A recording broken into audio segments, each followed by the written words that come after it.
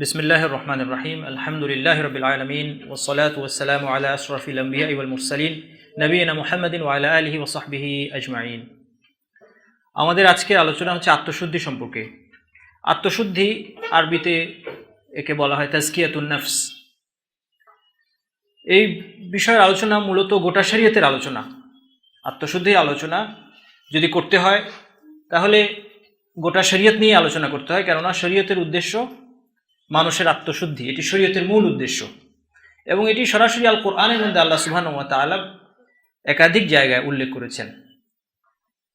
যেমন সূরা আল বাকারায় ইব্রাহিম এবং ইসমাঈল আলাইহিমুস সালাম তারা যখন কাবা নির্মাণ করছেন তখন দোয়া করছেন আল্লাহর কাছে, রব্বানা ওয়াবআথ ফীহিম রাসূলাম মিনহুম ইয়াতলু আলাইহিম আয়াতিকা ওয়া ইউআল্লিমুহুমুল কিতাবা ওয়াল হিকমা। এই উম্মতের জন্য দোয়া করছেন ইব্রাহিম এবং ইসমাঈল আলাইহিমুস সালাম, দোয়া করছেন যে হে আমাদের রব, তাদের কাছে আপনি তাদের মধ্য থেকে একজন রাসূল প্রেরণ করুন, একজন আরব বংশোদ্ভূত একজন ব্যক্তিকে তাদের মধ্যে রাসূল হিসেবে আপনি পাঠান। তার কাজ কি হবে? ইয়াতলু আলাইহিম আয়াতিকা ওয়া ইউআল্লিমুহুমুল কিতাবা ওয়াল হিকমা। তিনি তাদের কাছে আপনার আয়াতগুলো তেলাওয়াত করবেন। আল্লাহ তাআলার কিতাবের আয়াত তেলাওয়াত করা, এটা হচ্ছে নবীর প্রথম কাজ। ওয়া ইউআল্লিমুহুমুল কিতাবা ওয়াল হিকমা, এবং তাদেরকে কিতাব শিক্ষা দিবেন, আল কোরআন শিক্ষা দিবেন এবং হিকমত শিক্ষা দিবেন। যে হিকমতের ব্যাখ্যায় বলা যায় হিকমত হচ্ছে সুন্নাহ, কোনো মুফাসসির বলেছেন এটা সুন্নাহ, এবং এর আরেকটা ব্যাখ্যা হতে পারে শরীয়তের বিধান, আহকামুশ শারঈয়া, শরীয়তের বিধান। তাহলে এগুলো হচ্ছে নবীওয়ালা কাজ। এই কথাটা আজকাল শোনা যায়, নবীওয়ালা কাজ। নবীওয়ালা কাজ বলতে বোঝানো হয় যে নবী যে কাজগুলো করেছেন সেগুলোকে, অনেকে এটা নবীওয়ালা কাজ বলেন। আল কোরআন আমাদেরকে জানিয়ে দিচ্ছে যে নবীওয়ালা কাজ হচ্ছে, অর্থাৎ নবীর কাজ হচ্ছে এক নম্বর মানুষের কাছে কোরআন তিলাওয়াত করা, কিতাব তিলাওয়াত করে তাদেরকে শোনানো যে আল্লাহ সুবহানাহু ওয়া তাআলা তাদের প্রতি কী নাজিল করেছেন, সেই আল কোরআন কিতাবের তিলাওয়াত করা এবং কিতাব শিক্ষা দেয়া। অর্থাৎ শুধু তিলাওয়াতের মধ্যে এই কাজটা সীমাবদ্ধ নয়, তিলাওয়াতের পরবর্তীতে আল কোরআনের অর্থ, ব্যাখ্যা, শিক্ষা এবং আল কোরআনের আমল, আল কোরআনের বাস্তবায়ন, এই সব কিছু তাদেরকে শেখাতে হবে কিতাব শিক্ষা দেওয়ার মাধ্যমে এবং হিকমা অর্থাৎ সুন্নাহ শিক্ষা দেওয়ার মাধ্যমে। কেননা সুন্নাহ হচ্ছে আল কোরআনের ব্যাখ্যা, আল কোরআনের বাস্তবায়ন। আল্লাহ তাআলা বলছেন আকিমুস সালাহ, সালাত কায়েম করো। সেই সালাত কীভাবে কায়েম করতে হবে সেটা দেখাচ্ছেন নবী মুহাম্মদ সাল্লাল্লাহু আলাইহি ওয়াসাল্লাম তার সুন্নাহর মাধ্যমে। হাজ কীভাবে করতে হবে, মুআমালাত লেনদেন কীভাবে করতে হবে, যে মূলনীতিগুলো আল কোরআনে আউটলাইন করা আছে সেগুলো আল্লাহ রাসূল সাল্লাল্লাহু আলাইহি ওয়াসাল্লাম তার সুন্নাহর মাধ্যমে বিশদভাবে ব্যাখ্যা করেছেন, যেন এর পরবর্তীতে এ নিয়ে আর কোনো সংশয়ের সুযোগ না থাকে। তাহলে এগুলো হচ্ছে নবীওয়ালা কাজ বা নবীর কাজ, কিতাব শিক্ষা দেয়া, সুন্নাত শিক্ষা দেয়া। সুন্নাত শিক্ষা দিতে গেলে অবশ্যই একজন ব্যক্তি, কেউ যদি এই কাজটা করতে চায়, নবীর এই কাজটা করতে চায়, তাহলে আমরা দেখতে পাচ্ছি যে এখানে তাকে কিতাব জানতে হবে, আল কোরআন জানতে হবে। শুধু তিলাওয়াত নয়, আল কোরআন তিলাওয়াত এবং আল কোরআনের অর্থ যতটুকু সে বলবে, আল কোরআন সম্পর্কে যতটুকু কথা সে বলবে তাকে জেনে বলতে হবে। আল কোরআনের অর্থ তাকে জানতে হবে, আল কোরআন তাফসীর তাকে পড়তে হবে, তাকে সুন্নাহ সম্পর্কে জানতে হবে। সুন্নাহ হিসেবে যা কিছু প্রচলিত আছে তার মধ্যে কোনটা সাহি, কোনটা দুর্বল, এ সম্পর্কে কিছু ধারণা ছাড়া একজন ব্যক্তি নবীওয়ালা কাজ কখনো করতে পারবে না। নবীর কাজ সে করতে পারবে না যদি না তার এই সংক্রান্ত প্রয়োজনীয় জ্ঞান থাকে। এর অর্থ এই নয় যে অনেক বড় আলেম ছাড়া কেউ দাওয়াতি কাজ করতে পারবে না, তা না। কিন্তু যতটুকু আপনি পৌঁছাবেন মানুষের কাছে, এটা আমাদের সবার কাজ, এটা আমাদের সবার কাজ অবশ্যই। কিন্তু একটা বিষয় খেয়াল রাখতে হবে, যতটুকু আমি কনভে করব তার মধ্যে কিছু শর্ত আছে। তার মধ্যে প্রথম দুটি শর্তই হচ্ছে সিনসিয়ারিটি থাকা, এক নম্বর যে আল্লাহর জন্য এই কাজটা করা, এবং দুই নম্বর শর্ত হচ্ছে জ্ঞান। কুল হাদিহি সাবিলি আদউ ইলাল্লাহি আলা বাসীরাতিন, বলুন হে নবী এটি আমার পথ, আদউ ইলাল্লাহ, আমি আল্লাহর দিকে ডাকি, ইখলাস, আল্লাহর দিকে ডাকি। আমি এই কাজটা আল্লাহর জন্য, এটা আল্লাহর দিকে ডাকা, অন্য কোনো দলের দিকে নয়, অন্য কোনো মতের দিকে নয়, কোনো ফিরকার দিকে নয়, আল্লাহর দিকে আমি ডাকি। আদউ ইলাল্লাহ আলা বাসীরাতিন, কিসের ভিত্তিতে? জ্ঞানের ভিত্তিতে। কন্ডিশন, এগুলো হচ্ছে দাওয়াতের মূল নীতি। আদউ ইলাল্লাহ হবে আল্লাহর দিকে আমি ডাকবো, কিসের ভিত্তিতে? এক নম্বর শর্ত হচ্ছে জ্ঞান। আপনাকে জানতে হবে আপনি যা বলছেন তা কি সঠিক না ভুল। একজন মানুষ তার হাওয়া থেকে তার মনে হলো একটা বিষয় হারাম, সে বলে দিল এটা হারাম। কারো মনে হলো এটা মনে হয় হালাল জায়েজ, তাহলে বলে দিল জায়েজ। কেউ বলে দিল, অনেক সময় শোনা যায় যে এভাবে করলে নামাজই হবে না, নামাজ নষ্ট হয়ে যাবে। এটা মসজিদে শুনবেন, এক মুসল্লি আরেক মুসল্লিকে বকা দিচ্ছে যে আপনি এই কাজ করলে নামাজই নষ্ট হয়ে যাবে। এই যে কথাটা সে বলল, সে কি জানে আসলে যে এই কাজ করলে নামাজ নষ্ট হয় কিনা? সাধারণ মানুষের কাছে ঠিক যেভাবে সে নামাজ পড়তে শিখেছে, এর বাইরে কোনো কিছু হইলেই তার ফতোয়া হচ্ছে, সাধারণ মানুষের ফতোয়া হচ্ছে নামাজ নষ্ট হয়ে যাবে, নামাজ হবে না। কিন্তু এই কথাটা বলার জন্য জ্ঞানের প্রয়োজন, কারণ এটা হুকমুন শারঈ, এটা শরীয়তের বিধান। আপনি একজন নামাজকে বাতিল করার অধিকার আল্লাহ তাআলা আপনাকে আমাকে দেননি, কোরআন এবং হাদিসে বলতে হবে। যাই হোক, তাহলে এগুলো হচ্ছে নবীর কাজ। ইব্রাহিম এবং ইসমাঈল আলাইহিস সালাম দোয়া করছেন, রব্বানা ওয়াবআস ফীহিম রাসূলাম মিনহুম ইয়াতলু আলাইহিম আয়াতিকা ওয়া ইউআল্লিমুহুমুল কিতাবা ওয়াল হিকমা।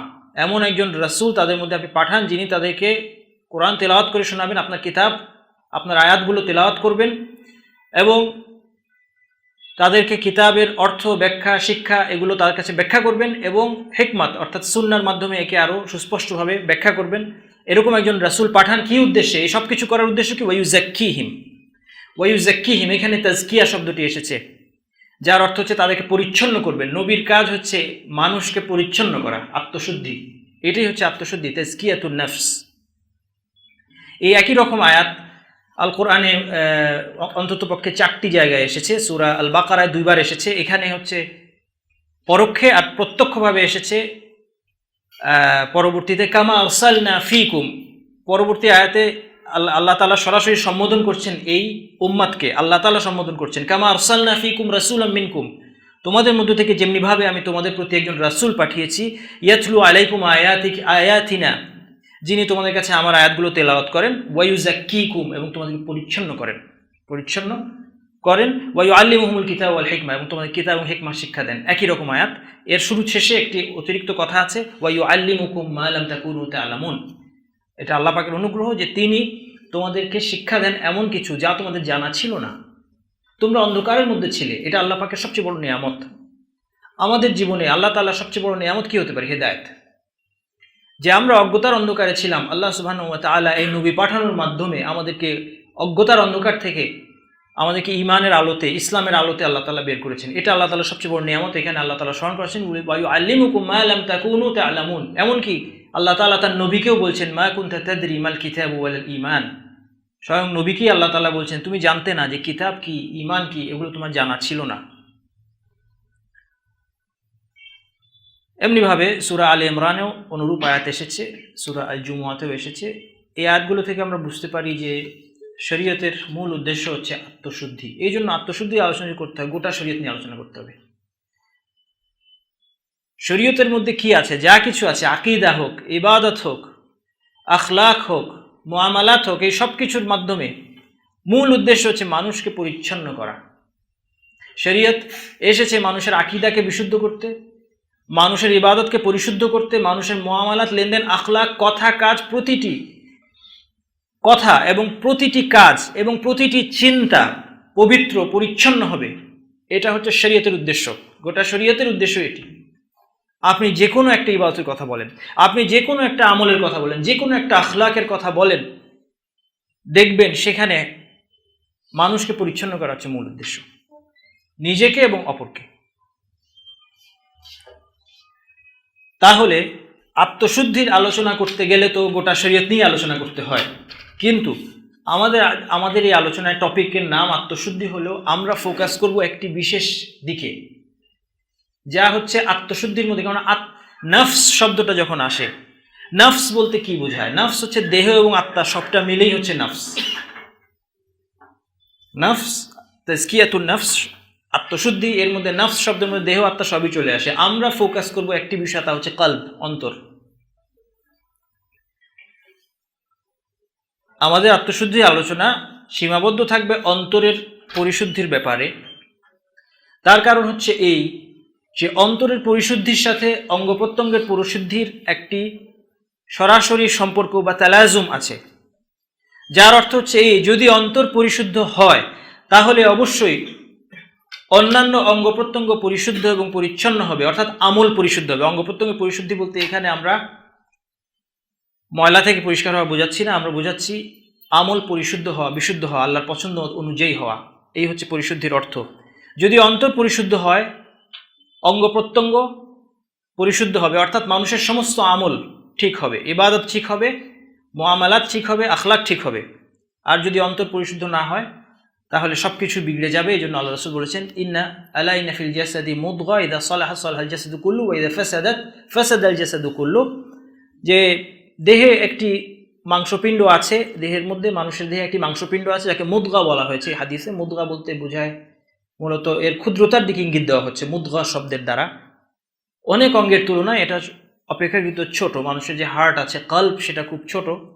যদি সেই অন্তর সংশোধিত হয় তাহলে জাসাদ, গোটা দেহ সংশোধিত হবে। যদি এই অন্তরের মধ্যে ফাসাদ আসে, এই দুটো আরবি শব্দ সালাহ এবং ফাসাদ, অনুবাদ করা কষ্ট। সালাহ হচ্ছে কোনো কিছু ঠিক হওয়া, এটাকে সালাহ বলে।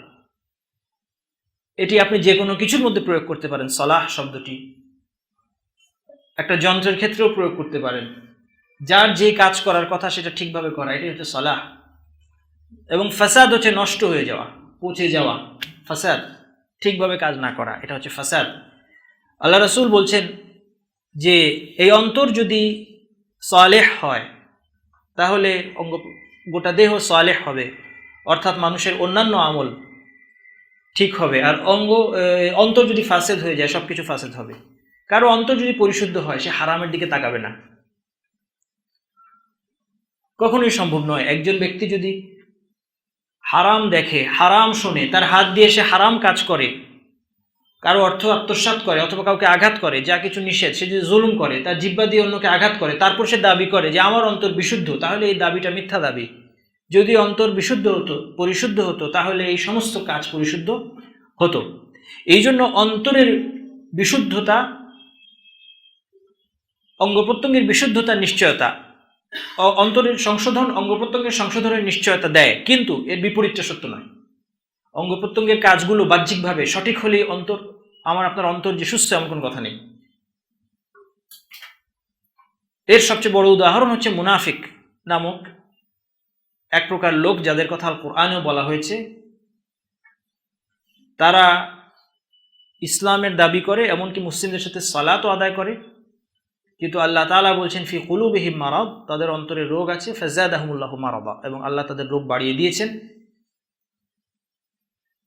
এবং আর অন্যান্য আয়াতে মুনাফিকদের কথা বলা হয়েছে। তাদের বাহ্যিক আচার আচরণ আপাত দৃষ্টিতে সঠিক মনে হলেও তাদের অন্তরে সমস্যা রয়ে গিয়েছে।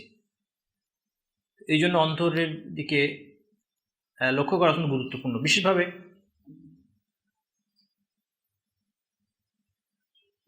বর্তমান সময়ে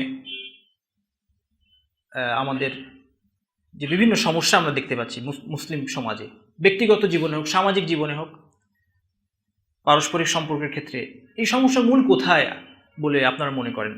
সমস্যার মূল হচ্ছে অন্তরে। অন্তর যদি পরিশুদ্ধ না হয়, অন্তর যদি রোগ থেকে মুক্ত না হয়, এবং অন্তরের কিছু আমল এবং অবস্থা আছে, এগুলো যদি সঠিক পর্যায়ে না আসে, তাহলে সেই মানুষ সঠিকভাবে ফাংশন করবে না। ফজরের সলাতে আমি উঠতে পারি না কেন? ফজরের সলাতে ঘুম থেকে আমরা উঠতে পারি না, আমরা দোষ দিই কখনো অ্যালার্ম ঘড়ি, যে অ্যালার্মটা ঠিক মতো বাজে না। কখনো দোষ দিতে পারি বিছানার, যে বিছানায় সমস্যা আছে, হয় ঘুম ঠিক মতো হয় না, নয় ঘুম বেশি ভালো হয়, দুই রকম হতে পারে। অথবা আপনি রাত জেগে কাজ করছেন, আমাকে রাত জেগে কাজ করতে হয়, অথবা রাত জেগে পড়তে হয়, বিভিন্ন আপনি অনেক কিছুকে আপনি ব্লেম দিতে পারেন। কিন্তু বাস্তবতা হচ্ছে মূল সমস্যা অন্তরে। অন্তরে যদি ভয় থাকতো, আল্লাহ তাআলার কাছে জবাবদিহিতার ভয় থাকতো, তাহলে আপনি অবশ্যই উঠতেন। যদি অন্তরে লজ্জা থাকতো যে আল্লাহ তাআলা আমাকে ডাকছেন, লজ্জা, এগুলো অন্তরের আমল, এগুলো অন্তরের আমল এবং অবস্থা। অন্তরে ভয়টা উৎস হচ্ছে অন্তরে।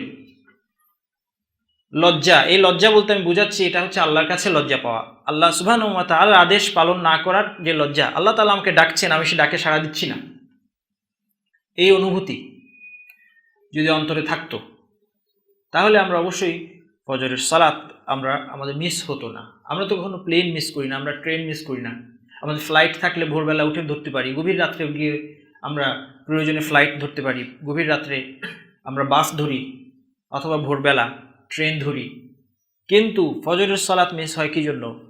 অন্তরের সমস্যা, ঝগড়া বিবাদ, গালমন্দ, যা কিছু মারামারি হানাহানি যা কিছু দেখছেন, অন্তরে ক্রোধ আছে মানুষের। এই ক্রোধ যখন নিয়ন্ত্রণের বাইরে চলে যায়, অথবা অহংকার, অথবা ঈর্ষা, অথবা ধৈর্যের অভাব, তাহলে অন্তরের দুই রকম কোয়ালিটির কথা আপনারা ইতিমধ্যেই পাচ্ছেন। যে এর মধ্যে আপনারা দেখতে পাচ্ছেন যে অন্তরের দুই রকম কোয়ালিটি, নেগেটিভ কোয়ালিটি এবং পজিটিভ কোয়ালিটি।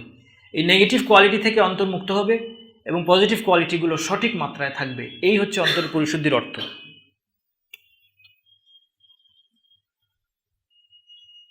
তেমনি ঈর্ষা, আরও অনেকগুলো অন্তরের সমস্যা আছে। ঈর্ষা একটা বড় সমস্যা। ঈর্ষার কারণে দেখুন, আমরা নিজেদেরকে আমাদের যাচাই করা দরকার। একজন মানুষের ভালো উন্নতির কথা শুনলে আমাদের কি ভালো লাগে নাকি দুঃখ লাগে একটু মনের গভীরে? মুখে যত যাই বলি, কারো অনেক উন্নতি হয়েছে ব্যবসায়, অথবা কেউ বড় চাকরি পেয়েছে, রেজাল্ট ভালো করেছে, বিদেশে লেখাপড়ার সুযোগ পেয়েছে, যেগুলোকে মানুষ নিয়ামত মনে করে। মানুষ সবগুলোই নিয়ামত হবে সবসময় এমন কোনো কথা নেই, কিন্তু আমি এখন বলছি যেটাকে মানুষ মনে করে যে এটা কত বড় সুযোগ। একজন আমেরিকার সিটিজেনশিপ পেয়ে গেল একজন লোক, ধরা যাক, অথবা কোনো অবিশ্বাসীতে কোনো দেশের সিটিজেনশিপ পেয়ে গেল, বেশিরভাগ মানুষ বলবে যে বড় সৌভাগ্য। যদিও ইসলামের আলোকে সেটা কতটুকু তার জন্য ভালো হয়েছে সেটা দেখতে হবে, কিন্তু যেগুলোকে মানুষ মনে করে যে এগুলো হচ্ছে অনেক বড় অনুগ্রহ আল্লাহ তাআলার, অথবা এগুলো আমাদের জন্য সাফল্য, এই ঘটনাগুলো যখন আমরা শুনি আমাদের মনে কেমন লাগে? আসলে কি খুব ভালো লাগে? আসলেই যতটা হাসি তাকে আমরা দেই, তাকে যেভাবে কংগ্রেচুলেট করি, সেভাবে কি মনের মধ্যে আমাদের আনন্দ হয়? যদি না হয় তাহলে অন্তরের সমস্যা আছে, অবশ্যই অবশ্যই সমস্যা আছে। আল্লাহ রাসূল বলেছেন, লা ইউমিনু আহাদুকুম হাত্তা ইউহিব্বা লিআখিহি মা ইউহিব্বু লিনাফসিহি মা ইউহিব্বু লিনাফসিহি। তোমাদের কেউ ততক্ষণ পরিপূর্ণ ঈমানদার হবে না যতক্ষণ না তার ভাইয়ের জন্য সে তাই ভালোবাসে যা সে নিজের জন্য ভালোবাসে। আসলে কতটুকু এই বৈশিষ্ট্য আমাদের মধ্যে আছে? কেউ আমার ভুল ধরিয়ে দিলে আমার রাগ হয় না কখনোই। কেউ এসে আমাকে বলল, ভাই আপনি কথাটা ভুল বলেছেন, মন থেকে তাকে কি আপনি থ্যাঙ্কস দেন? জাযাকাল্লাহু খাইরান, আমার ভুল ধরিয়ে দেওয়ার জন্য অনেক শুকরিয়া, আপনি আমার অনেক উপকার করলেন। আপনাকে কেউ প্রশংসা করলে কি আপনি রাগ করেন? কেউ আপনার সামনে আপনি প্রশংসা করছে, আপনার কি আসলে রাগ হয় তার উপর যে সে প্রশংসা করে আমার ইখলাস নষ্ট করে দিচ্ছে? আপনার তেলাওয়াত কত সুন্দর, কেউ বললো আপনাকে, আপনি কত সুন্দর তেলাওয়াত করেন, মাশাআল্লাহ। তো সেটা শুনলে আমাদের কখনো সবসময় রাগ হতেই হবে এমন না, কিন্তু কিছুটা অস্বস্তি হওয়ার কথা যে আমার প্রশংসা করার মাধ্যমে এই প্রশংসা যদি আমার মধ্যে যদি কোনো রিয়ার জন্ম দেয়, অথবা পরবর্তীতে তেলাওয়াত করতে গিয়ে যদি লোকে শুনলো কি না সেই চিন্তা চলে আসে, এই জন্য দুশ্চিন্তা হওয়ার কথা। এর বিপরীতে কেউ আমাকে নসিহত করলে তাকে ভালো লাগার কথা। মানুষ সাধারণত কি হয়, মানুষ নসিহতকারীকে অপছন্দ করে আর প্রশংসাকারীকে ভালোবাসে। বুদ্ধিমান মানুষ প্রশংসাকারীকে অপছন্দ করে, নসিহতকারীকে ভালোবাসে। আমরা সাধারণত নসিহতকারীদেরকে আমাদের আশেপাশে রাখতে চাই না। এই জন্য আমরা অনেক সময় দেখা যায় যে কোনো এক ব্যক্তি, কোনো একজন আলেমের লেকচার শুনতে চাই না, কারণ লেকচারে কঠিন কঠিন কথা বলে উনি তো সব কিছু হারাম করে দিবে, অথবা শুধু আমাদের দোষ ধরবে।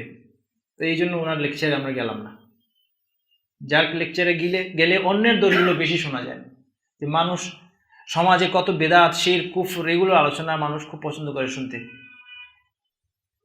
সে মনে করে এটা আমাকে বলা হচ্ছে না, সমাজে এগুলো আছে, এই আলোচনাটা পছন্দ করে। কিন্তু তার মধ্যে যেই সমস্যাগুলো আছে সেগুলো আলোচনা করলে পছন্দ করে না। এগুলো আমাদের অন্তরের সবই অন্তরের যে অবস্থা থাকার কথা সেটা প্রপার না, এর লক্ষণ এগুলো। যাই হোক, মূল কথা হচ্ছে যেটা বলছিলাম যে ঈর্ষা আরেকটা বিষয়, এটা ওগুলো ইনশাল্লাহ সামনে আলোচনা করব। এর মধ্যে একটা কথা বলে নেওয়া ভালো মাঝখান দিয়ে, যে আজকের আলোচনা মূলত আজকে শেষ করা উদ্দেশ্য না। আত্মশুদ্ধি বিষয়টি এত গুরুত্বপূর্ণ যেটা আমি আসলে ভাষায় আপনাদেরকে বোঝাতে পারবো না। আমি আত্মশুদ্ধি নিয়ে পড়াশোনা করতে গিয়ে নিজের ক্ষেত্রেও এর গুরুত্ব উপলব্ধি করছি এবং সবার ক্ষেত্রেই এর গুরুত্ব আছে বলে মনে করছি, কিন্তু আমার ভয় হচ্ছে যে আপনাদেরকে এর গুরুত্ব আমি বোঝাতে পারবো না। এর গুরুত্ব সম্পর্কে মুখে বলে আপনাকে বোঝাতে পারবো না, তবে চেষ্টা করছি, আল্লাহ তৌফিক দেখ আমাদেরকে যেন প্রয়োজনীয় কথাগুলো বলতে পারি। আত্মশুদ্ধি এত ভ্যাস্ট একটা বিষয় এবং এত গুরুত্বপূর্ণ বিষয় যে এ নিয়ে তাড়াহুড়ো করে এক লেকচারের মধ্যে আলোচনা করা কোনো অর্থই হয় না। সেই জন্য আমরা আজকে আত্মশুদ্ধি সম্পর্কে একটা ওভারঅল আইডিয়া দিব ইনশাল্লাহ আপনাদেরকে। আলোচনা বেশিক্ষণ চলবে না, আলোচনা 15-20 মিনিটের মধ্যে ইনশাল্লাহ শেষ। এরপর আপনাদের প্রশ্ন উত্তর থাকলে সে নিয়ে আলোচনা করব। আত্মশুদ্ধি আলোচনা চলবে ইনশাল্লাহ, এটা টু বি কন্টিনিউড। এবং আজকে শুধু ধারণা দেয়া যে এর মধ্যে কত কিছু শেখার আছে আমাদের। ঈর্ষার কথা বলছিলাম। ঈর্ষা শুধু জাগতিক বিষয় হয় না, আজকে মুসলিম সমাজে আরও একটা ঈর্ষা আমরা দেখতে পাচ্ছি, সেটা হচ্ছে রিলিজিয়াস ঈর্ষা। এই রিলিজিয়াস ক্ষেত্রে ঈর্ষা হচ্ছে যে একজন মানুষের মধ্যে যদি ঈর্ষা এবং অহংকার এর দুটোর মিশ্রণ হতে পারে, ঈর্ষা অহংকার কাছাকাছি এই অর্থে যে এই দুটো অনেক সময় পাশাপাশি থাকে একজন মানুষের মধ্যে। ইবলিসের প্রথম যে অপরাধ ছিল এর মধ্যে ওই দুটা ছিল, ঈর্ষা এবং অহংকার। অনেক সময় শ্রেষ্ঠত্ব বোধ থেকে ঈর্ষার জন্ম। এই শ্রেষ্ঠত্ব বোধ হচ্ছে অহংকার, এটা আমরা অনেকে রিয়েলাইজ করি না। আমরা যখন ভাব সম্প্রসারণ লিখেছি অহংকার পতনের মূল, তখন যে অহংকার আমরা শিখেছি আর ইসলামে যে অহংকার এসেছে দুটো এক না। এই জন্য এই প্রত্যেকটা বিষয়ের ব্যাখ্যা আমাদেরকে কোরআন ও হাদিস আলোকে শেখা দরকার। আল কোরআন কাকে অহংকার বলছে? কিবর। আল কোরআন কাকে কিবর বলছে? এই কিবর অনেকের মধ্যে আছে, আমাদের অনেকের মধ্যে আছে, এবং এটা অত্যন্ত মারাত্মক একটা ব্যাধি, আল্লাহর কাছে অত্যন্ত অপছন্দনীয়। এই কিবর থেকে আমরা মুক্ত না হয়ে শুধু যদি নামাজের সুন্নাত ঠিক করা নিয়ে ব্যস্ত থাকি, যে হাত আগে না হাঁটু আগে, এই বিষয়ে যত প্রশ্ন শোনা যায় যে সেজদার সময়কে হাত আগে রাখবো না হাঁটু আগে রাখবো, এই একই পরিমাণ প্রশ্ন আপনি কিবর সম্পর্কে শুনবেন না, হাসাদ সম্পর্কে শুনবেন না, ঈর্ষা অথবা অন্তরের অন্যান্য রোগ সম্পর্কে শুনবেন না। কেননা এই বিষয়টা আজকে আমাদের চর্চার অভাব, আত্মশুদ্ধির আলোচনা কম, এদিকে হয়তো বা মানুষের আগ্রহ কম। সালাতকে সুন্দর করার ব্যাপারে হাত আগে রাখবো না হাঁটু আগে, যেটা খুব বড় কোনো বিষয় না, এবং বড় বড় আলেমদের মধ্যে মতভেদ আছে, এবং যে কোনো একটা করলে আপনি আল্লাহ সুবহানাহু ওয়া তাআলার কাছে পার তো অবশ্যই পাবেন, এমনকি আপনি নির্ভরযোগ্য আলেমকে অনুসরণ করলে সুন্নাত আদায়ের সওয়াবও পেয়ে যাবেন ইনশাআল্লাহ। এটা নিয়ে এত দুশ্চিন্তার কোনো কারণ নেই, সেই নিয়ে আমাদের দুশ্চিন্তার শেষ নেই। তো যে কথা বলছিলাম যে ঈর্ষা, এই জন্য আপনি দেখবেন আজকে ঈর্ষা, দায়ীদের মধ্যে ঈর্ষা। আপনি যখন দেখেন যে এই যে ইসলামী বিভিন্ন সংস্থা বা বিভিন্ন দলের মধ্যে যে পরস্পর যে একটা অসহিষ্ণুতা এবং বিদ্বেষ কাজ করে, অনেক ক্ষেত্রে এক দল আরেক দলের ভালো দেখতে পারে না, এটা কিভাবে সম্ভব? ঈর্ষার কারণে।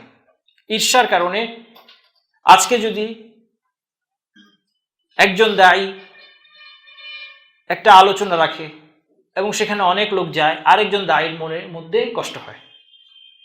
আজকে যদি আমরা এখানে আলোচনা করছি, এখন যদি শোনা যায় আমাদের এক ভাই ঢাকা শহর অন্য কোথাও আশেপাশে কোথাও আলোচনা করছেন, সেখানে অনেক লোক, আমাদের এই মজলিসে 3 গুণ লোক চলে গিয়েছে সেখানে, তাহলে দেখা যাবে আমাদের মনের মধ্যে একটু কষ্ট হচ্ছে যে কেন উনি একই টাইমে প্রোগ্রাম করতে গেল, কেন উনার ওখানে লোক বেশি গেল, আমার এখানে লোক কম আসলো। মনের মধ্যে এই যে অস্বস্তি,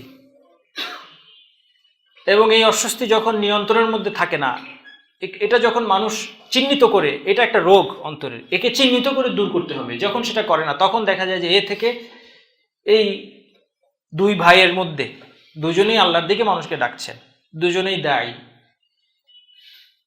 অথবা দুটা ইসলামী সংস্থার মধ্যে কি কাজ করছে?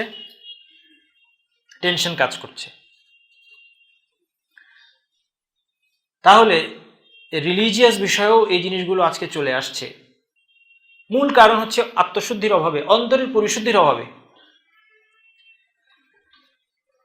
তো যাই হোক, এই সমস্ত বিভিন্ন কারণে আত্মশুদ্ধির আলোচনাটা আমাদের সীমাবদ্ধ থাকবে কলবকে নিয়ে, অন্তরের পরিশুদ্ধি। কেননা অন্তরের পরিশুদ্ধি হলে সবকিছু অর্জন করা সম্ভব। অন্তরে যদি ঈমান থাকে, সত্যি কারো যদি অন্তরে ঈমান থাকে, অবশ্যই সেটা আমলে বাস্তবায়ন হবে। যদি আমলে তার বাস্তবায়ন না হয়, অথচ কেউ দাবি করে যে আমার ঈমান আছে, তাহলে সেই দাবিটা ভুল, সেই দাবিটা মিথ্যা। অনেকে বলে যে আমার মনটা ভালো,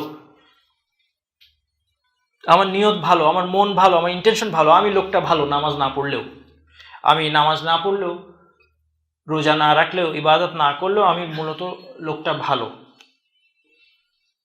আমার মনটা পরিচ্ছন্ন। এই ভুল ধারণা তিনি যে মনে করছেন তার মনটা পরিচ্ছন্ন, এই ভুল ধারণার কারণ হচ্ছে এই যে মনের রোগগুলো কি আসলে তিনি সবগুলো জানেন না, তিনি দুই একটা জানেন এবং হয়তো সত্যি দুই একটা রোগ থেকে তিনি মুক্ত। এটা হতে পারে না? একজন মানুষের ঈমান নেই কিন্তু তার মনের মধ্যে ঈর্ষা কাজ করে না, এটা হতে পারে, সম্ভব। একজন ব্যক্তির ঈমান নেই কিন্তু তার মনের মধ্যে অহংকার নেই, এটাও সম্ভব। অর্থাৎ মানুষের ক্ষেত্রে তার অহংকার নেই, হতে পারে।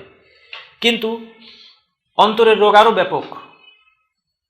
এই সমস্ত রোগ থেকে মুক্ত হলে তখন একজন মানুষ বলতে পারে আমি পরিচ্ছন্ন হৃদয় অধিকারী, এবং প্রকৃত মুমিন কখনোই সেটা বলবে না। আপনি একটা কাজ করলেন, করে মনে করলে কি সুন্দর কাজ করেছি আমি, কত সুন্দর করে নামাজ পড়লাম, কত সুন্দর করে কোরআন তেলাওয়াত করলাম, কত সুন্দর করে লেকচার দিলাম, এগুলোকে অজব বলে। আমরা আসুন অন্তরের গুরুত্বের ব্যাপারে এই বিষয়টা বোঝার জন্য কোরআন এবং হাদিসের থেকে কোরআনের কিছু আয়াত দেখি এবং কিছু হাদিস দেখি। এই প্রসঙ্গে একটা বিষয় বলা ভালো যে অন্তরের পরিশুদ্ধি নিয়ে যে কথা, তাজকিয়া নিয়ে যে আলোচনা, এটাকে অনেকে তাসাউফের সাথে কনফিউজ করেন। তাসাউফ, যাকে সুফিবাদও বলা হয়, অনেকের ধারণা আছে যে সুফিবাদ বা তাসাউফের সাথে অন্তরের পরিচ্ছন্নতার একটা সম্পর্ক আছে। এটা আমি অনেক দায়ীদেরকেও এটা আমি বলতে শুনেছি বা তাদেরকে লিখতে দেখেছি যে তারা অনেকে বলতে চান যে আসলে তাসাউফের ব্যাপারটা হচ্ছে মূলত অন্তরকে ঘিরে। তাসাউফ একটা সায়েন্স এবং এর উদ্দেশ্য মানুষের অন্তরকে পরিচ্ছন্ন করা। এই ধারণাটা ঠিক না, এই ধারণা ভুল। তাসাউফের সাথে অন্তরের পরিশুদ্ধির কোনো সম্পর্ক নেই, এটা মাথায় রাখতে হবে। অন্তরের পরিশুদ্ধির বিষয়টি সরাসরি আমাদের শরীয়তের মধ্যে এসেছে, শরীয়তের বাইরে যাওয়ার কোনো সুযোগ কখনোই নেই। কোরআন এবং হাদিস এ কথা বললে অতিরঞ্জন হবে না। কোরআন এবং হাদিস পুরোটাই মানুষের অন্তরকে পরিশুদ্ধ করার জন্য এসেছে এবং মানুষের সাফল্যের মূলেই রয়েছে অন্তরের পরিশুদ্ধি। অতএব এটি সরাসরি কোরআন এবং হাদিসের বিষয়, শরীয়তের বিষয়। এর বিপরীতে তাসাউফ বা সুফিবাদ নামক যেই কনসেপ্ট অথবা যে সাবজেক্টটা আছে,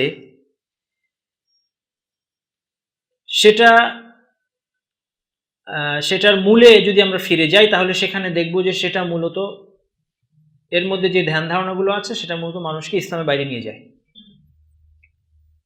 অর্থাৎ ইসলামের সাথে সাংঘর্ষিক, ইসলামের সাথে সরাসরি সাংঘর্ষিক। এবং আদৌ তাসাউফের সাথে অন্তরের কোনো সম্পর্ক নেই মৌলিকভাবে। এই বিষয়টা এখন আমরা আলোচনা করব না, ইনশাআল্লাহ এটা একটা ধারণা দিয়ে রাখলাম আপনাদেরকে। ভবিষ্যতে কখনো চেষ্টা করব তাসাউফ সম্পর্কে বিস্তারিত আলোচনা করতে, যে তাসাউফের উৎস কি, তাসাউফ কিভাবে আসলো, এবং তাসাউফ নামক সাবজেক্টের মধ্যে কোন কোন বিষয় আলোচনা করা হয়, কি কি ধ্যান ধারণা পোষণ করা হয়। যাই হোক, তাহলে এটা খেয়াল রাখতে হবে যে তাজকিয়ার বিষয়টি আমরা যেটা আলোচনা করব সরাসরি কোরআন এবং হাদিসের আলোকে, কোরআন এবং হাদিসের আলোকে, এবং এটি সরাসরি শরীয়তের একটি অংশ, শরীয়তেরই একটি বিষয়। কোরআন এবং হাদিসের মাধ্যমে মানুষকে এর শিক্ষা দেওয়া হয়েছে এবং যুগে যুগে আমাদের আলেমগণ, কোরআন এবং সুন্নাহর আলোকে যারা গবেষণা করেন সেই সমস্ত আলেমগণ, তারা এই সম্পর্কে চমৎকার সব কথা লিখে গিয়েছেন, সেগুলো আমাদের যথেষ্ট। তাসাউফের সাথে কনফিউজ করার দরকার নেই। আসুন আল কোরআনে দেখি, আল্লাহ তাআলা আল কোরআনে ইব্রাহিম আলাইহিস সালাম তার জাতিকে একটি ভাষণ দিলেন। সেই ভাষণে তিনি বলছেন, ক্বালা আফারাআইতুম মা কুনতুম তা'বুদুন আনতুম ওয়া আবাউকুমুল আকদামুন ফাইন্নাহুম আদুউল লি ইল্লা রাব্বিল আলামিন। ইব্রাহিম আলাইহিস সালাম তার জাতিকে বলছেন যে তোমরা কি লক্ষ্য করেছো যে মিথ্যা মাবুদগুলোর ইবাদত তোমরা করছো, তোমরা এবং তোমাদের পূর্বপুরুষেরা যুগে যুগে করে এসেছো, এসব মিথ্যা মাবুদের তোমরা উপাসনা করছো। ফাইন্নাহুম আদুউল লি, এগুলো আমার শত্রু, ইল্লা রাব্বিল আলামিন, এক্সেপশন হচ্ছে রব্বুল আলামিন, আল্লাহ ছাড়া সকল মাবুদ এরা আমার শত্রু। আল্লাযী খালাকানি ফাহুয়া ইয়াহদিন, এখন তিনি আল্লাহর পরিচয় তুলে ধরছেন, রব্বুল আলামিন কে এবং কেন তিনি সমস্ত ইবাদতের যোগ্য তা তুলে ধরছেন। আল্লাযী খালাকানি ফাহুয়া ইয়াহদিন, যিনি আমাকে সৃষ্টি করেছেন এবং তিনি আমাকে হেদায়েত দিয়েছেন। ওয়াল্লাযী হুয়া ইউতঈমুনি ওয়া ইয়াসকিন, যিনি আমাকে খাদ্য দেন এবং পান করান।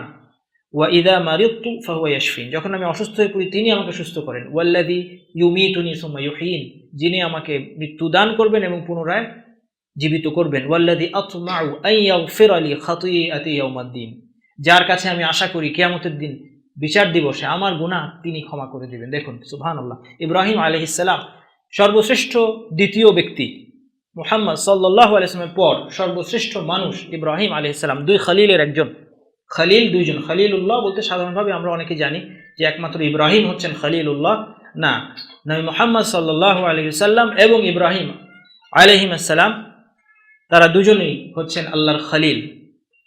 ইব্রাহিম আলাইহিস সালামের খুল্লা হচ্ছে ভালোবাসার সর্বোচ্চ স্তর, খুল্লা হচ্ছে ভালোবাসার সর্বোচ্চ পর্যায়। সবচেয়ে ভালোবাসার পাত্র, সবচেয়ে প্রিয় পাত্রকে খলিল বলে। ইব্রাহিম আলাইহিস সালাম যে আল্লাহর খলিল, এটা আমাদের আকীদার অংশ এবং আল্লাহ তাআলা এটা আল কোরআনে ঘোষণা দিয়েছেন, ওয়াত্তাখাযাল্লাহু ইব্রাহিমা খলিলা। আল্লাহ তাআলা ইব্রাহিমকে খলিল হিসেবে গ্রহণ করেছেন। হাদিসে মুহাম্মদ সাল্লাল্লাহু আলাইহি ওয়াসাল্লাম জানিয়েছেন, ইন্নাল্লাহা ক্বাদ ইত্তাখাযানি খলিলান কামা ইত্তাখাযা ইব্রাহিমা খলিলান, আও কামা ক্বাল আলাইহিস সালাতু ওয়াসসালাম, যে আল্লাহ তাআলা যেমনিভাবে ইব্রাহিমকে খলিল হিসেবে গ্রহণ করেছেন, আমাকেও তিনি খলিল হিসেবে গ্রহণ করেছেন। এই জন্য আল্লাহ রাসূল সাল্লাল্লাহু আলাইহি ওয়াসাল্লাম সম্পর্কে যদি বলা হয় যে তিনি হচ্ছেন হাবিবুল্লাহ, আল ইব্রাহিম হচ্ছে খলিলুল্লাহ, তাহলে এটা তার মর্যাদাকে কিছুটা কমানো হয়। যদিও তিনি হাবিব কথাটাও ঠিক, যদি তাকে বলেন যে তিনি হচ্ছে হাবিবুল্লাহ, এই কথাটাও ঠিক। আরবিতে একটা প্রবাদ আছে, যদি বলা হয় যে কোনো তলোয়ারকে যদি বলা হয় যেটা লাঠির চেয়ে বেশি ধার, তাহলে তলোয়ারের কি মর্যাদা বাড়ে না কমে? কথা তো সত্য, লাঠির চেয়ে অবশ্যই তার ধার বেশি, কিন্তু তলোয়ারকে লাঠির চেয়ে ধার বললে তলোয়ারের মর্যাদা আরো কি হয়? কমে যায়। তাহলে এখানে যখন মুহাম্মদ সাল্লাল্লাহু আলাইহি ওয়াসাল্লামকে হাবিব বলা হচ্ছে, তখন তার মর্যাদা কমে যাচ্ছে। এই জন্য যে ভালোবাসার একটা অংশ সকল মুমিনের আছে, আল্লাহ তাআলার ভালোবাসার একটা অংশ সকল মুমিনের জন্য আছে। আল্লাহ তাআলা মুমিনদেরকে ভালোবাসেন, মুত্তাকিদের ভালোবাসেন, আল্লাহু ইউহিব্বুস সাবিরিন, ধৈর্যশীলদেরকে ভালোবাসেন। বিভিন্ন বৈশিষ্ট্যের অধিকারী লোকদেরকে আল্লাহ সুবহানাহু ওয়া তাআলা ভালোবাসেন। কিন্তু মুহাম্মদ সাল্লাল্লাহু আলাইহি ওয়াসাল্লামের জন্য তার ভালোবাসা স্পেশাল, ইব্রাহিম আলাইহিস সালামের জন্য তার ভালোবাসা তেমনি স্পেশাল। তারা দুজন হচ্ছেন আল্লাহর খলিল। এই ব্যক্তি বলছেন যে আমি আশা করি আইয়াগফির আলী খাতিয়াতি ইয়াউমাদ্দিন, প্রতিদান দিবসে আমি আশা করি সেই রব্বুল আলামিন আল্লাহ আমার গুনাহকে ক্ষমা করবেন। এরপর দেখুন তার বিনয় এবং অন্তরের পরিশুদ্ধতা উদাহরণ, রব্বি হাবলি হুকমান ওয়া আলহিকনি বিসসালিহিন। ইব্রাহিম দোয়া করছেন যে আমাকে হুকুম দান করেন, অর্থাৎ আমাকে জ্ঞান দান করেন, ওয়া আলহিকনি বিসসালিহিন, আমাকে সালিহিনদের মধ্যে ঢুকিয়ে দিন। ইব্রাহিম আলাইহিস সালাম নবী হয়ে দোয়া করছেন যে আমাকে সৎকর্মশীলদের সাথে ঢুকিয়ে, আমাকে সৎকর্মশীলদের সাথে আমাকে আপনি জান্নাতে প্রবেশ করান। বিনয়। ওয়াগফির লি আবি ইন্নাহু কানা মিনাদ দাল্লিন, আমার বাবাকে ক্ষমা করে দিন, তিনি পথভ্রষ্টদের অন্তর্ভুক্ত। অর্থাৎ তিনি বলতে চাচ্ছেন আমার বাবাকে হেদায়েত দিন এবং এরপর তাকে ক্ষমা করুন। ওয়ালা তুখজিনি ইয়াওমা ইউবাসুন, কিয়ামতের দিন যেদিন তাদেরকে পুনরুত্থিত করা হবে মানুষকে, সেদিন আমাকে আপনি লাঞ্ছিত করবেন না। ইয়াউমা লা ইয়ানফাউ মালুন ওয়ালা বানুন, যেদিন সম্পদ অথবা সন্তান সন্ততি কোনো কাজে আসবে না, ইল্লা মান আতাল্লাহ বিকলবিন সালিম। এই আয়াতটা আমাদের মূল উদ্দেশ্য। শুধুমাত্র উপকৃত হবে, নাজাত পাবে সেই দিন সেই ব্যক্তি যে সুস্থ অন্তর নিয়ে আসবে। বিকলবিন সালিম, সালিম অর্থ সুস্থ, রোগমুক্ত, শিরক, নিফাক, কুফর এবং অন্তরের অন্যান্য যে সমস্ত কুপ্রবৃত্তি এবং আখলাকের দোষ থেকে মুক্ত কলব নিয়ে যে আসবে। সালিম শব্দটার গঠন এমন যার দ্বারা সুস্থতার স্থায়িত্ব বোঝায়। সালিম এবং সালিম দুইয়ের মধ্যে পার্থক্য আছে, কাদির এবং কাদিরের মধ্যে পার্থক্য আছে। কাদির হচ্ছে কোনো একটা নির্দিষ্ট বিষয়ে ক্ষমতাবান, কাদির যার ক্ষমতা স্থায়ী, তেমনি সালিম যার সুস্থতা, রোগমুক্তি, সুস্থতা যার অন্তরের স্থায়ী বৈশিষ্ট্যে পরিণত হয়েছে, যাকে কোনো কলুষতা স্পর্শ করতে পারে না, সেই পরিচ্ছন্ন অন্তর নিয়ে যে আসবে একমাত্র সে নাজাত পাবে। ইল্লা মান আতাল্লাহ বিকলবিন সালিম। এ প্রসঙ্গে বলা যায় আল কোরআনে কলব শব্দটি, শুধু কলব শব্দটি অন্তত 130 বারেরও বেশি এসেছে, শুধু কলব শব্দটি। আমরা আসলে কোরআনের অনেক আয়াত তেলাওয়াত করি কিন্তু এগুলো খেয়াল করি না কোথায় কলবের কথা বলা আছে। এখানেই পার্থক্য ধরা পড়ে আল কোরআনের সাধারণ পাঠকারী এবং মুতাদাব্বিরের মধ্যে। তাদাব্বুর যে করে, আল কোরআন নিয়ে চিন্তা ভাবনা, ফালা ইয়াতাদাব্বারুনা আল কোরআন আম আলা কুলুবিন আকফালুহা। আল্লাহ তাআলা বলছেন যে এটা অন্তরে তালা লেগে যাওয়ার লক্ষণ, আল কোরআন নিয়ে চিন্তা ভাবনা না করা। আল কোরআন নিয়ে চিন্তা ভাবনা না করা, যারা করে না তারা যেন তাদের অন্তর যেন তালাবদ্ধ। তাদাব্বুর এটিও কিন্তু কলবেরই একটি আমল, যা থাকা উচিত আমাদের মধ্যে। আজকে আমাদের মধ্যে আছে আল কোরআনের তাদাব্বুর। আপনি আমি যে আয়াতগুলো পড়ছি, একই আয়াতগুলো আলেমরা পড়ছেন, মুফাসসিররা অথবা মহান ব্যক্তিরা সেগুলো পড়ছেন এবং সেখান থেকে এমন সব ফায়দা বের করছেন যেটা আমাদের জানা ছিল না।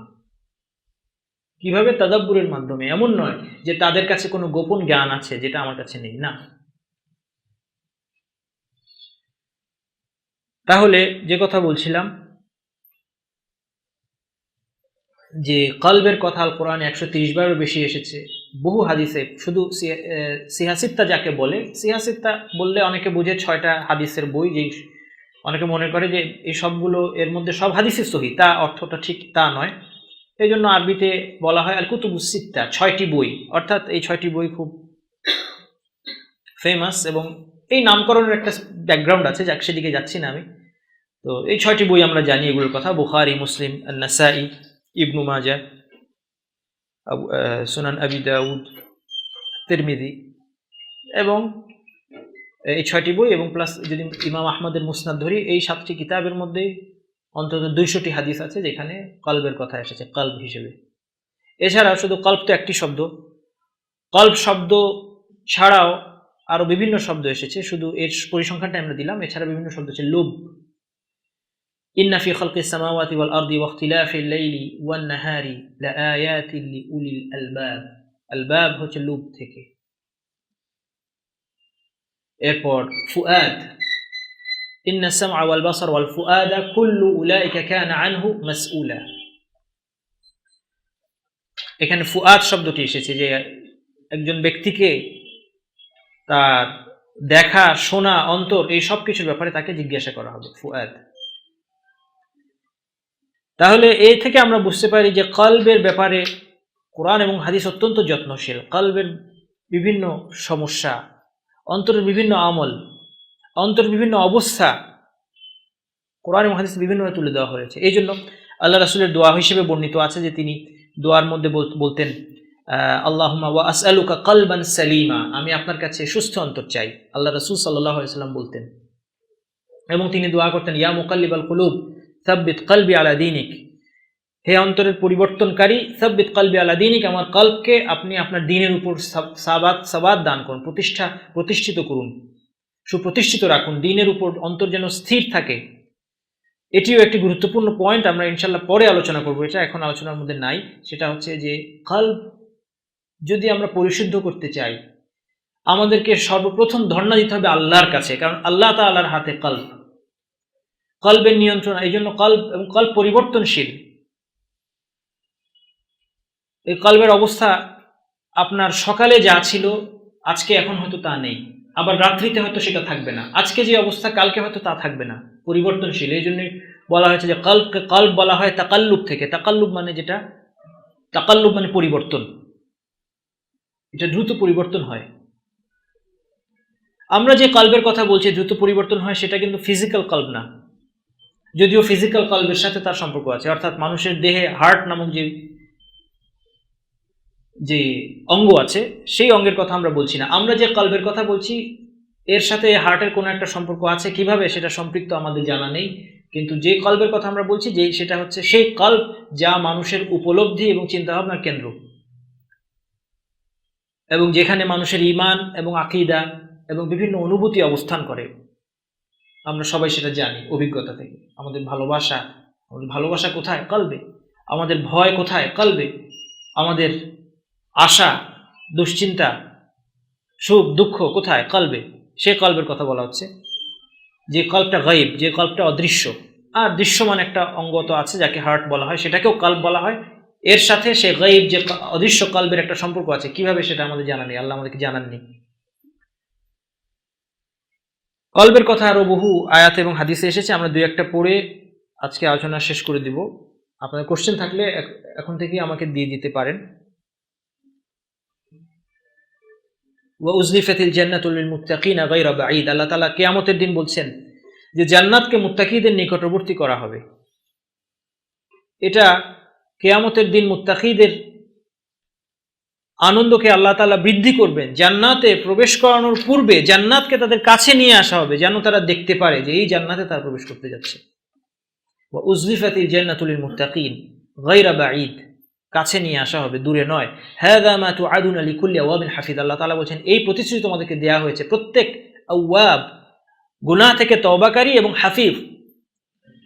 আল্লাহ তাআলার হুদুদ, আল্লাহর সীমারেখা, আদেশ সংরক্ষণকারী, প্রত্যেক ব্যক্তিকে এই প্রতিশ্রুতি দেওয়া হচ্ছে, মান খাশিয়া রহমান বিল গায়ব, যে না দেখে রহমানের প্রতি, রহমানকে ভয় করেছে, আল্লাহকে ভয় করেছে, ওয়াজা বিকলবিন মুনিব, এবং আল্লাহর কাছে কি নিয়ে এসেছে, মুনিব তওবাকারী একটা অন্তর, যে অন্তর আল্লাহর কাছে গুনাহ থেকে তওবা করেছে, অনুতপ্ত অন্তর নিয়ে যে হাজির হয়েছে দুনিয়ার বুকে বিদায় নেওয়ার সময়। এই জন্য আমাদেরকে অনুতপ্ত অবস্থায় বিদায় নিতে হবে। আমাদের কলবের কি অবস্থা? আমরা কি অনুতপ্ত, নাকি আমরা আমাদের আমলের ব্যাপারে খুশি, আমরা আনন্দিত যে অনেক ভালো ভালো কাজ করেছি, 5 ওয়াক্ত নামাজ, আজকে 5 ওয়াক্ত নামাজ জামাতের সাথে পড়ে ফেলেছি, অনেক আমল হয়ে গিয়েছে, অনেক কোরআন তেলাওয়াত করেছি? না, আমাদের সবসময় অনুতপ্ত থাকা উচিত। এই জন্য এটা বলে শেষ করবো ইনশাআল্লাহ। ওমর রাদিয়াল্লাহু আনহু যখন তিনি তাকে আহত করলো একজন আততায়ী, এবং সেই ফজরের সালাতে তাকে আহত করলো, এবং তিনি সেই রোগে সেই আঘাত থেকে তিনি মৃত্যুবরণ করেন। তো তিনি যখন অসুস্থ অবস্থায়, তখন ইবনু আব্বাস রাদিয়াল্লাহু আনহু তাকে সান্ত্বনা দিচ্ছেন যে আপনি দুশ্চিন্তা করেন না, এবং তার প্রশংসা করছেন যে আপনি নবী মুহাম্মদ সাল্লাল্লাহু আলাইহি ওয়াসাল্লাম আপনার উপর সন্তুষ্ট অবস্থায় চলে গিয়েছেন, তিনি সন্তুষ্ট ছিলেন, আবু বকর আপনার উপর সন্তুষ্ট ছিলেন, এগুলো বলে তাকে সান্ত্বনা দিচ্ছেন। তখন তিনি যে কথাটি তাকে বললেন, তিনি বললেন যে ওয়াল্লাহি লাউ আন্না লি তিলাআল আরদি যাহাবান লাফতাদাইতু বিহি মিন আযাবিল্লাহি আযজা ওয়া জাল্লা ক্বাবলা আন আরাহ। আল্লাহর শপথ, যদি আমার এই পৃথিবী পূর্ণ স্বর্ণ থাকতো, আমি এই পৃথিবী পূর্ণ স্বর্ণ দিয়ে আল্লাহর আযাব দেখার আগেই, আল্লাহর আযাব আমি দেখাও আমার পক্ষে সহ্য করা সম্ভব না, আল্লাহর আযাব দেখার আগে আমি এই পৃথিবীপূর্ণ স্বর্ণ দিয়ে হলেও আমি আমার নিজের মুক্তি ক্রয় করতাম এই আযাব থেকে, আল্লাহর শাস্তি থেকে। তাহলে ওমর রাদিয়াল্লাহু আনহুর মতো মানুষ, এই উম্মতের দ্বিতীয় সর্বশ্রেষ্ঠ ব্যক্তি আবু বকর রাদিয়াল্লাহু আনহুর পর ওমর, তিনি এরকম মনোভাব নিয়ে বিদায় নিচ্ছেন। আমাদেরকে দুনিয়া থেকে এই মনোভাব নিয়ে বিদায় নিতে হবে, অনুতপ্ত অবস্থায় আমাদেরকে, এবং সমস্ত গুনাহ থেকে তওবা করা অবস্থায় আমাদেরকে বিদায় নিতে হবে। এই হচ্ছে কলব মুনিব। এই অন্তরকে আল্লাহ তাআলা বলেছেন কলব মুনিব, এবং তার জন্য তাকে মুত্তাকিদের অন্তর্ভুক্ত ধরা হবে, এবং কিয়ামতের দিন জান্নাতকে তার নিকটবর্তী করা হবে। আলোচনা আমাদের আজকের এখানেই শেষ। আজকে শেষ হবে না, আগেই বলেছি, আজকেও যতটুকু করার কথা ছিল তাও শেষ হয়নি। যতটুকু আজকে করার প্ল্যান ছিল সেই যতটুকু শেষ হয়নি, কোনো অসুবিধা নেই, তাড়া নেই, ইনশাল্লাহ আমরা কন্টিনিউ করব। আলোচনা শেষ। আমি একটু পুরো সাবজেক্টের একটা ওভারভিউ আপনাদেরকে খুব দ্রুত 3-4 মিনিটের মধ্যে, যখন এখনো কোশ্চেন আমার হাতে নাই আমি দেখতে পাচ্ছি, 3-4 মিনিটের মধ্যে আমি একটা সাবজেক্টের একটা ওভারভিউ আপনাদেরকে দিয়ে দিচ্ছি, যে আসলে অন্তরের সুস্থতা, আত্মশুদ্ধির মধ্যে কি কি আলোচনা আসবে। এর মধ্যে আমাদের আলোচনায় আসবে যা যা, আমি শুধু হেডিংগুলো পড়ছি আপনাদের সামনে ইনশাআল্লাহ। অন্তরের 3 প্রকার, এটা আসবে। নফসের 3টি বৈশিষ্ট্য, দেহ এবং অন্তরকে সুস্থ রাখার 3টি কাজ, অন্তরের সমস্যার প্রকারভেদ, শাহাওয়াত এবং শুবহাত, এভাবে ভাগ করা যায়। আবার আরেকভাবে ভাগ করা যায়, কিছু সমস্যা তাৎক্ষণিকভাবে মানুষকে কষ্ট দেয়, কিছু সমস্যা পরিণতিতে কষ্ট দেয়। অন্তরের সুস্থতার উপকরণ হায়াত এবং নূর। কলবের 2টি বৈশিষ্ট্য, ইলম এবং ইরাদা। অন্তরের পরিশুদ্ধির অর্থ এই দুয়ের পরিশুদ্ধি। অন্তরের সুস্থতার সাথে সুখের সম্পর্ক। এরপরের বিষয় হচ্ছে আল কোরআনের মধ্যে রয়েছে শিফা। এরপরের বিষয় হচ্ছে অন্তরের রোগ কিংবা সুস্থতার লক্ষণগুলো কি, অন্তরের রোগ এবং এর চিকিৎসা। এরপর আসবে অন্তরের রোগ এবং চিকিৎসা। অন্তরের রোগের মধ্যে আছে কুফর, শিরক, অজ্ঞতা, কিবর, ইবতিদা, বাগি, জাফা। এগুলো সব এখন শুধু নাম শুনিয়ে রাখছি আপনাদেরকে, এগুলো আলোচনা হবে সামনে। বুখল, শুহ, তামা, জুবন, জাযা, জুহুদ, ইসরাফ, নিফাক, খিদা, খিয়ানা, তুগয়ান, আজালা, গিশ, গিল, কসওয়া, কুনুত, ফুসুক, মাকর, কাইদ ইত্যাদি। এগুলো অন্তরের বিভিন্ন রোগের নাম, আরও আছে, এবং সবগুলো কোরআন এবং হাদিসের আলোকে। এটা এমন না যে অন্য কোনো সোর্স থেকে এসেছে, তা নয়, কোরআন এবং হাদিসের আলোকে। অন্তরের বিভিন্ন অবস্থা আছে রোগ ছাড়াও। এই অবস্থাগুলো হচ্ছে, এগুলো হচ্ছে পজিটিভ কোয়ালিটি, যেগুলো অন্তরে থাকা দরকার। যেমন আল্লাহর ভালোবাসা, আল্লাহর ভয়, আল্লাহর সওয়াবের আশা, সবর, শুকর, তাওয়াক্কুল, ওয়ারা, জুহুদ, রিদা। এগুলো হচ্ছে অন্তরের কোয়ালিটি, পজিটিভ কোয়ালিটি, যেগুলো অন্তরে থাকা উচিত। এগুলো ইনশাআল্লাহ সামনে আলোচনা আসছে। আর অন্তরের পরিশুদ্ধির জন্য করণীয়, সেটিও আমাদেরকে আলোচনা। এর মধ্যে বিভিন্ন করণীয় কথা সেখানে আছে। আল্লাহকে স্মরণ করা, কোরআন তেলাওয়াত করা, আনুগত্য, আল্লাহ এবং আল্লাহর রাসূলের আনুগত্য, এরপর অনুসরণীয় ব্যক্তিদের অনুসরণ, অন্তরকে বিনম্রকারী আয়াত এবং হাদিস পাঠ, তাকদীরের প্রতি আকীদা পরিশুদ্ধ করা, অতীত প্রজন্মের পরীক্ষা অধ্যয়ন করা, তওবা এবং ইস্তিগফার, মাজলুমের হক দিয়ে দেওয়া, অতিরিক্ত কথা, ঘুম, পানাহার এগুলো বর্জন করা। এরপর বিভিন্ন অবস্থায় কি করা উচিত, অর্থাৎ অন্তরের বিশুদ্ধতা বিনষ্টকারী বিভিন্ন বিষয়ের ক্ষেত্রে মুখোমুখি হলে কি করা উচিত সেগুলো আলোচনা। এরপর সৎসঙ্গ, আল কোরআন এবং হাদিসের দলিল অধ্যয়ন, সন্দেহযুক্ত বিষয় পরিহার করা। এরপরে আলোচনার মধ্যে এটাও থাকবে যে অন্যের অন্তরের হেফাজত আমরা কীভাবে করব, এটিও একটা চ্যাপ্টার যা কোরআন এবং হাদিস আলোকে দেখতে পাই যে শুধু নিজের অন্তর পরিশুদ্ধ করা নয়, বরং মানুষের মধ্যে আপনার কারণে যেন কোনো মানুষের অন্তরে কোনো ফিতনার জন্ম না হয়, সে তা থেকে মানুষের অন্তরকে আপনার মুক্ত রাখার জন্য চেষ্টা করা উচিত, সেখানে করণীয় কী। এছাড়া আরও আছে অন্তরের পরিশুদ্ধতার জন্য দোয়া, কিয়ামুল লাইল, মুহাসাবা ইত্যাদি। এই সমস্ত বিষয়ের আলোচনা ইনশাআল্লাহ আগামী ক্লাসগুলোতে আসছে। আজকে আলোচনা এখানেই সমাপ্ত। সুবহানাকাল্লাহুম্মা ওয়া বিহামদিকা আশহাদু আল্লা ইলাহা ইল্লা আনতা আস্তাগফিরুকা ওয়া আতুবু ইলাইক।